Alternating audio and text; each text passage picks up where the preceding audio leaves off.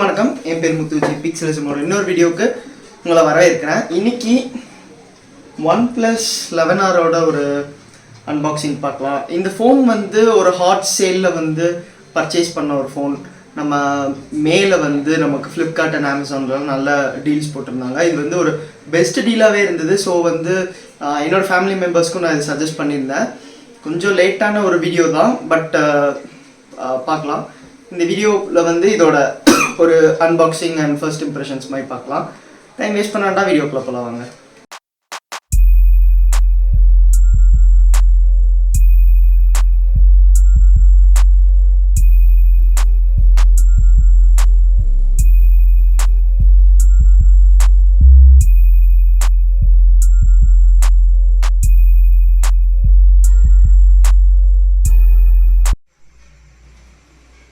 ஸ்லாண்டிங்காக வச்சுருக்கடா.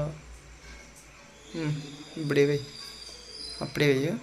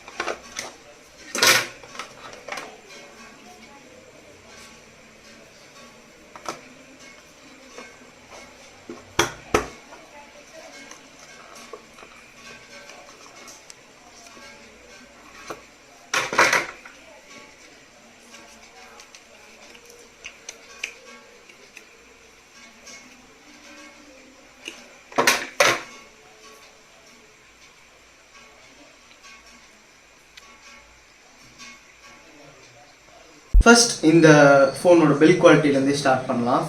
ஃபோனோட லுக்ஸ்ன்னு பார்க்கும்போது look wise வந்து ரொம்ப ப்ரீமியமாக இருக்குது. ஏன்னா வந்து இது வந்து OnePlus 11ஓட ஒரு ரெப்ளிகா டிசைன் மாதிரி தான். என்ன மிஸ் ஆகிற ஃபீச்சர்ஸ்னு பார்த்தீங்கன்னா அந்த ஹேசல் பிராண்டிங் எதுவும் இல்லை. பட் லுக் வைஸ் பார்த்தீங்கன்னா ரொம்ப ஃபெமிலியராக இருக்குது. ப்ளஸ் இந்த கலர் வேறு ஸ்பேஸ் பிளாக்காக இந்த கலர் ரொம்ப எனக்கு வந்து ஒரு பர்ஃபெக்ட் மேட் பிளாக் ஃபினிஷோட பார்க்கவே ரொம்ப நல்லா இருக்குது. எனக்கு இந்த ஃபோனோட லுக்ஸ் வைஸ் வந்து இந்த பிளாக் கலர் எஸ்பெஷலி ரொம்ப பிடிச்சிருந்தது. நேக்கடாக கூட யூஸ் பண்ணலாம், பட் ட்ராப் பண்ணால் நமக்கு வந்து பின்னாடி கண்டிப்பாக வந்து டேமேஜ் இருக்குங்கிறதுனால நமக்கு ஒரு கேஸ் போட்டு யூஸ் பண்ணுற மாதிரி இருக்குது.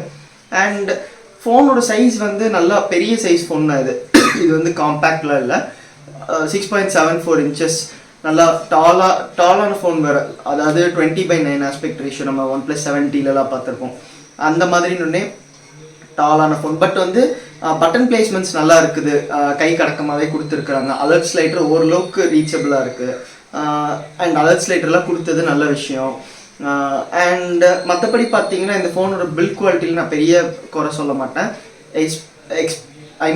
எக்ஸப்ட் இந்த பிளாஸ்டிக் ஃப்ரேம் தவிர. இது வந்து ஒரு 40,000 rupees ஃபோனாக இருந்தாலும் அவங்க வந்து அந்த டிஃப்ரென்ஸ் காட்டுறதுக்காக 11க்கும் 11Rக்கும் ஒரு டிஃப்ரென்ஸ் காட்டுறதுக்காக ஒரு பிளாஸ்டிக் ஃப்ரேம் கொடுத்துருக்காங்க. பட் இதை வந்து இப்போ நம்ம 70 இதெல்லாம் வந்து மெட்டல் பார்த்துட்டு இருந்தோம். அந்த மாதிரி ஒரு மெட்டல் ஃப்ரேம் கொடுத்துருந்தா இன்னும் ப்ரீமியமாக இருந்திருக்குன்னு சொல்ல வரேன். பட் மற்றபடி வந்து ஃபோன் லுக்ஸ் வந்து ரொம்பவே அட்ராக்டிவாக இருக்குது.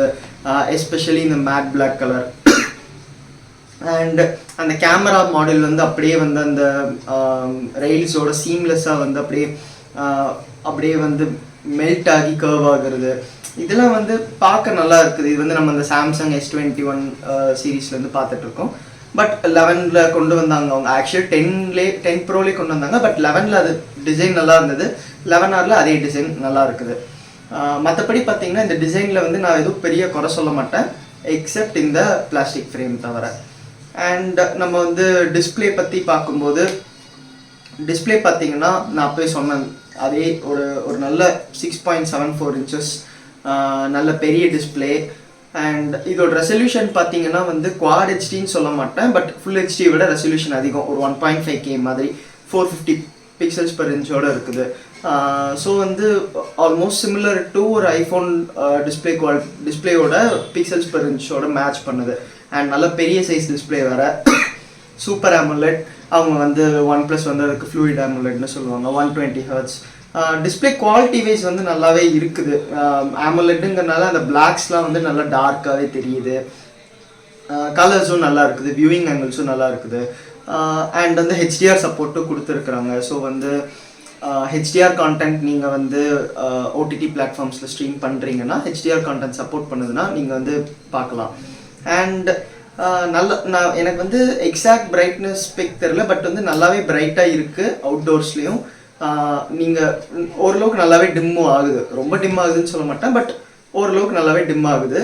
ஸோ டிஸ்பிளேல வந்து எந்த பெரிய குறையும் இல்லை, கலர்ஸ் நல்லா இருக்குது. அண்ட் ஒரு கர்வான டிஸ்பிளே, இது வந்து ஒரு கர்வ்டு டிஸ்பிளேங்கிறதுனால இது வந்து ஒரு பர்சனல் ப்ரிஃபரன்ஸ் தான்.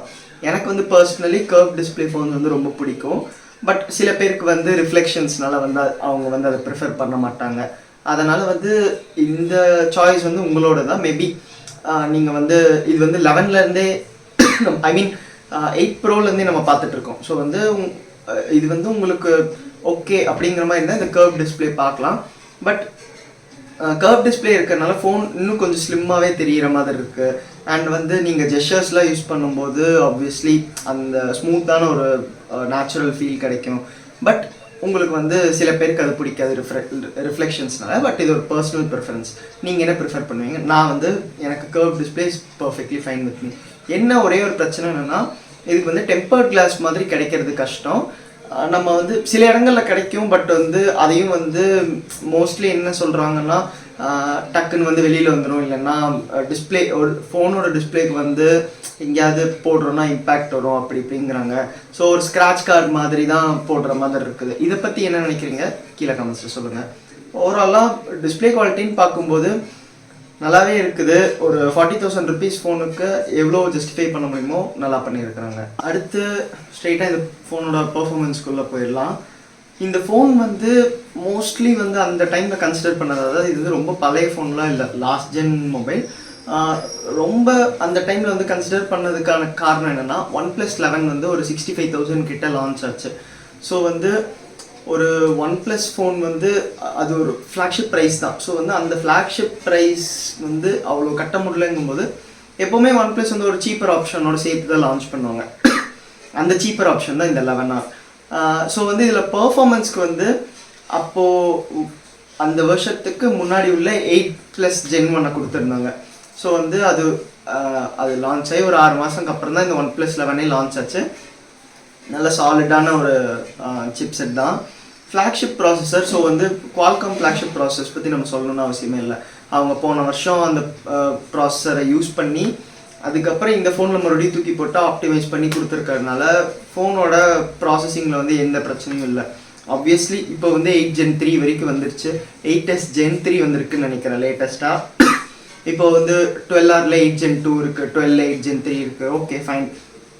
பட் மோஸ்ட் ஆஃப் தி அதாவது டே டு டே டாஸ்க்குன்னு மட்டும் சொல்ல மாட்டேன், மோஸ்ட் ஆஃப் தி கேமிங் எல்லாத்துக்கும் வந்து இந்த ஃபோன் வந்து மோர் தென் இனஃபாகவே இருக்கும்.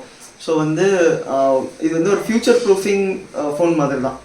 லைக் ஒரு பவர் நிறையா கொடுத்துருந்தோம் அப்படிங்கும்போது நம்ம அதை வந்து லாங் லாஸ்ட்டாக யூஸ் பண்ணும்போது நமக்கு ஆப்ஸோட லோடு அதிகமாக இது வந்து அந்த லேக் அண்ட் ஸ்லோனஸ் வந்து நம்ம ஃபீல் பண்ண மாட்டோம் over the time.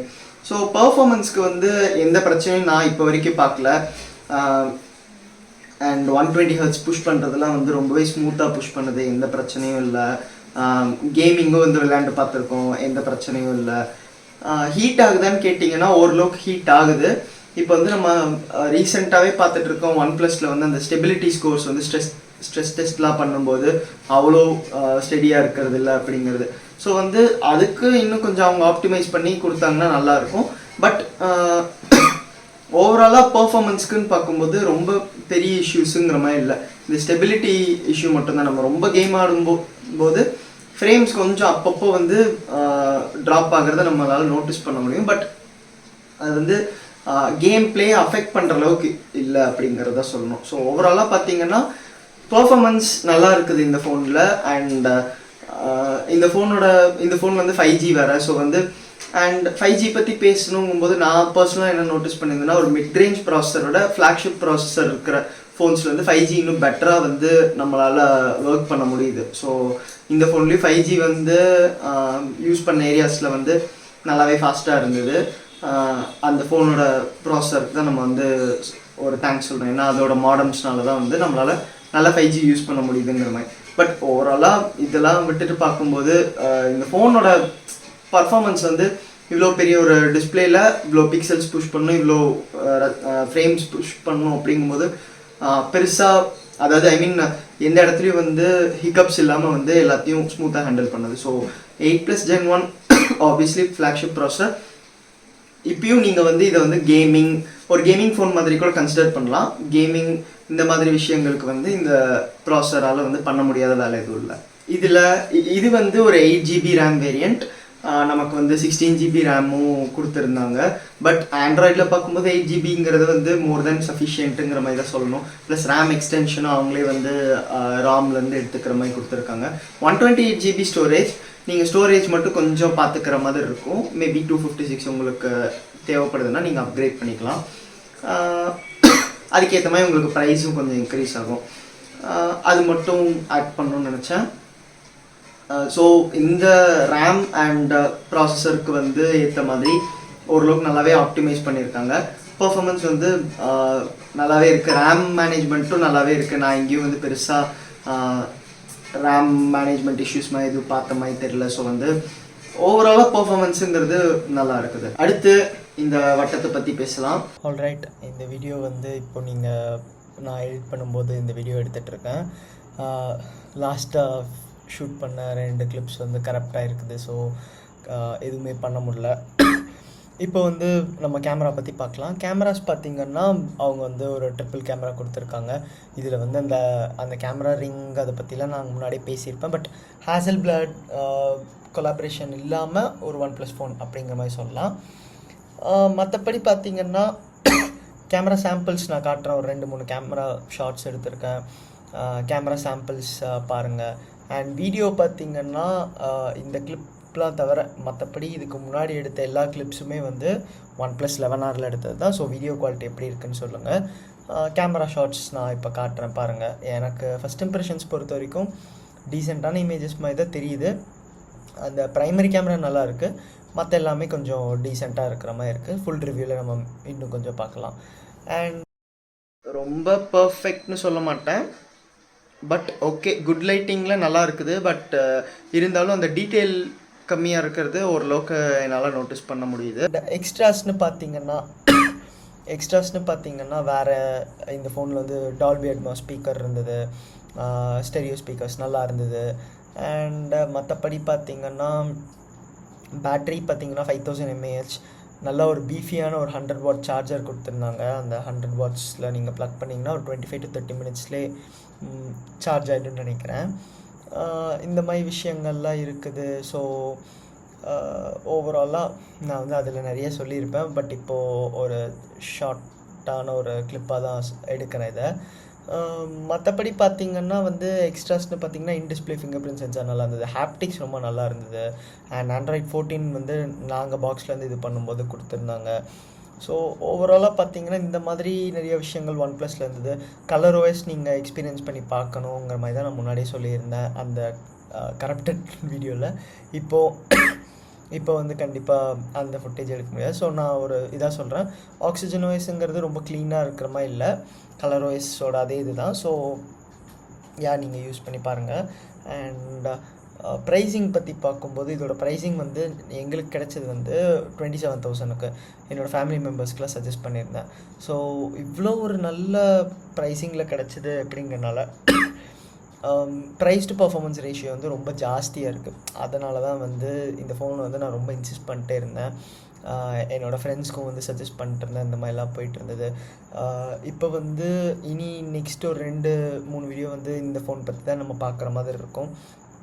So subscribe பண்ணலைன்னா சப்ஸ்கிரைப் பண்ணுங்கள். ஓவராலாக பார்த்திங்கன்னா இது வந்து நான் ஒரு வெப்கேமில் தான் எடுத்துகிட்ருக்கேன். ஸோ குவாலிட்டி ஒரு மாதிரி இருந்தால் அட்ஜஸ்ட் பண்ணிக்கோங்க. பட் ஓவராலாக பார்த்திங்கன்னா இப்போது அந்த எல்லாமே, அதாவது பர்ஃபார்மன்ஸ், கேமரா குவாலிட்டி எல்லாமே வந்து 27,000க்கு வந்து ரொம்ப ஜாஸ்தியாக இருக்குது. ஏன்னா இது ஒரு 40,000 ருபீஸ் ஃபோன் லான்ச்சில் அப்போ எல்லாமே நல்லா இருக்குது. டிஸ்பிளே குவாலிட்டி நல்லா இருக்குது, பர்ஃபார்மன்ஸ் நல்லா இருக்குது, பேட்டரி லைஃப் வந்து வெரி குட்னு சொல்ல மாட்டேன், அபவ் ஆவரேஜ். ஒரு 6 hours ஸ்க்ரீன் ஆன் டைம் கிடச்சிரும்.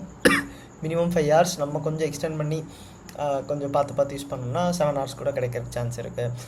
இந்த மாதிரி விஷயங்கள்லாம் இருக்கும்போது கேமரா குவாலிட்டி வந்து ரொம்ப நல்லா இருக்குது இந்த ப்ரைஸ்க்கு. ஸோ வந்து இந்த அமேசான் கிரேட் இண்டியன் டே சேலில் வந்து யாரெல்லாம் இதை வாங்கியிருந்தாங்களோ அவங்களுக்குலாம் பெரிய லக்கு. நான் என்னோடய ஃபேமிலி மெம்பர்ஸ்க்கு சஜஸ்ட் பண்ணியிருந்தேன். அவங்களோட ஃபோன்ஸில் தான் நம்ம வந்து இப்போது டெஸ்ட் பண்ணிட்டுருக்கோம். ஸோ 2 பேருக்கு சஜஸ்ட் பண்ணியிருந்தேன், 2 பேரும் வாங்கியிருந்தாங்க. ஒரு நல்ல டீல். ஸோ ஓவராலாக அதான் சொல்கிறேன்ல, கேமரா குவாலிட்டியிலே இருக்க பாருங்களேன், ப்ரைஸ் டு பர்ஃபார்மன்ஸ் ரேஷியோ வந்து ரொம்ப ஜாஸ்தியாக இருக்குது. அதுதான் வந்து இதை வந்து சஜஸ்ட் பண்ணுறதுக்கு நான் வந்து ஒரு பெரிய ரீசனாக கன்சிடர் பண்ணுவேன். இப்போ ஒரு 12 hour வந்துருச்சு ஆப்வியஸ்லி, பட் இன்னமும் இது வந்து ரொம்ப ஒரு பவர் பேக்டு ஃபீச்சர்ஃபுல் ஃபோனாக தான் நான் கன்சிடர் பண்ணுறேன். மேபி இன்னொரு 1 yearக்கு அப்புறம் 12 hour இந்த ஒரு டிஸ்கவுண்ட்டில் வர சான்ஸ் இருக்குது. சொல்ல முடியாது, வந்தாலும் வரலாம், வராமையும் போகலாம். 13 hour வந்தப்போ 12 hour அந்த மாதிரி சொல்கிறேன். பட் ஓவராலாக ரொம்ப ஒரு ஒர்த்தியான ஃபோன் அப்படின்னு சொல்லுவேன். நீங்கள் நினைக்கிறீங்க கீழே கமெண்ட்ஸில் சொல்லுங்கள். அடுத்து ஸ்பீட் டெஸ்ட், கேமரா கம்பேரிசன்லாம் பார்ப்போம் இந்த ஃபோனுக்கும் ஐஃபோனுக்கும். அதில் கொஞ்சம் இன்ட்ரெஸ்டிங்கான ரிசல்ட்ஸ்லாம் இருக்குது, ஆல்ரெடி ஷூட் பண்ணியிருக்கேன். இந்த வீடியோ பற்றி நினைக்கிறீங்க கீழே கமெண்ட்ஸில் சொல்லுங்கள். வீடியோ பிடிச்சதை லைக், பிடிக்கலன்னா டிஸ்லைக். மறக்காம சப்ஸ்கிரைப் டு பிக்சல்ஸ்.